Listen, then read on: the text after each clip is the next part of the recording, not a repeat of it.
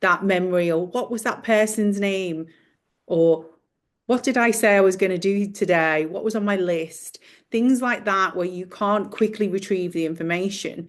It's because something's going on where actually you've lost your focus because of the information overload.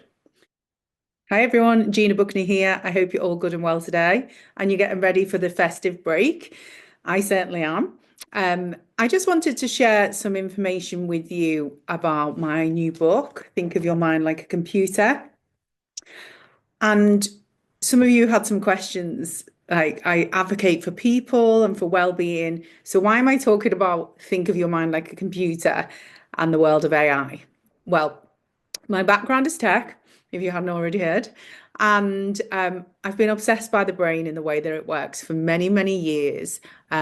Started studying neuroscience during the pandemic and really start to see the connections and the parallels between how a computer works and how our minds work in terms of the network itself.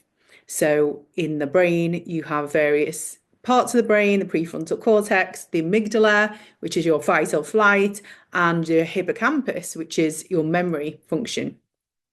Now, we have the same in a computer.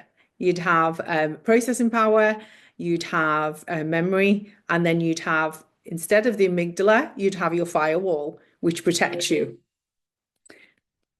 Sorry about that. Should have turned that off. So yeah, there's many, many similar attributes. And I started to think even deeper about it that, in my previous job in IT transformation, if the computer was getting, or the server, we should say, was getting overloaded, it would start to run slow or it would crash, which is why sometimes, let's think of Ticketmaster or websites like that Glastonbury is a great example. The website goes down because it can't handle the traffic and the amount of people trying to access that website at the one time because the CPU, central processing unit, isn't big enough. Well, we have the same with our brain, BPU. And when we're overloaded with information, which happens all the time lately because we're on our phones constantly, scrolling, consuming information, then what can happen is the brain can like stall and you can't find that memory, or what was that person's name, or what did I say I was going to do today? What was on my list? Things like that, where you can't quickly retrieve the information. It's because something's going on where actually you've lost your focus because of the information overload. So what Think of Your Mind Like a Computer does, it draws on those parallels and it helps you close the tabs, the mental tabs, just as you would do on your phone if you had too many tabs open. They're all consuming power in the machine or energy in our brains. So you learn to close the tabs. You learn how to put on your mental firewall to protect you from unwanted information or threats. Yeah.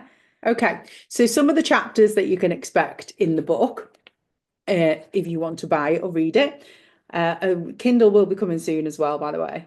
But chapter 1, or part 1, we call it, booting up, understanding your mental operating system. And there are 3 parts to that section. Step inside the control room. So that's knowing what's going on up there. Hardware and software, that's your brain's hidden tech. And then meet your internal operators. So I've touched on them earlier about, from a neuroscience perspective, the prefrontal cortex, the hippocampus, and the amygdala. Now, what I do in this book is I name them into different characters that you can understand and relate to. Because once you understand what's happening up there and why one part of the brain is overriding the other, like the amygdala hijack. So fight or flight, remember I said. So if you're scared of spiders, for example, if you walk into the bathroom and there's a spider there, you might just freeze. That's your amygdala kicking in. And what it's done is it's overrided the prefrontal cortex, which is where all your logic and common sense sits. So you're frozen because you're in fear, right? But that can happen in lots of business scenarios as well. For example, public speaking. Many people actually fear public speaking. I'm not one of them, but many people do.